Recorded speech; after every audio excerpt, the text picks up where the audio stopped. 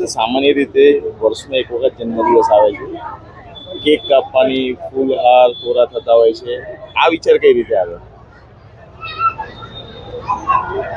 12મી જૂન જે ઘટના થઈ, દુનિયા અને દેશને હચમચાવી દીધો. અને વિશેષ આજે મારો જન્મદિવસ.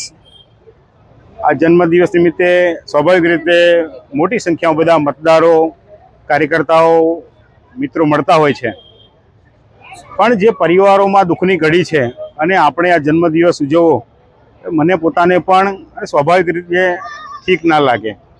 પણ આ બધા દિવંગત આત્માઓની શાંતિ માટે એક યજ્ઞનો વિચાર અમારી આખી ટીમે કર્યો.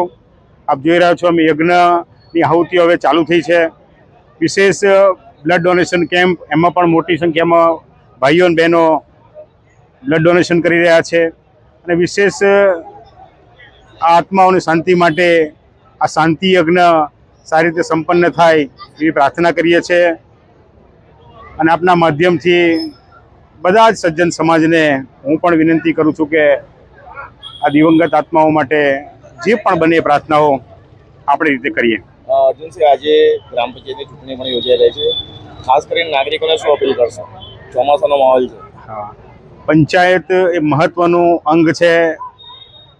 પાર્લામેન્ટથી મળીને પંચાયતથી મળીને પાર્લામેન્ટ જે લોકશાહીના જે આધાર સ્તંભો છે. અને કોઈ પણ અનુદાન હોય કે વ્યવસ્થા હોય એનું અમલીકરણ પંચાયત સ્તરે થતું હોય તો સારા સભ્યો ચૂંટાય એવી પણ અમારી લાગણી છે. અને 100% મતદાન કરીએ આપણે પોતાના સારા ઉમેદવારો માટે એવી પણ વિનંતી કરું છું.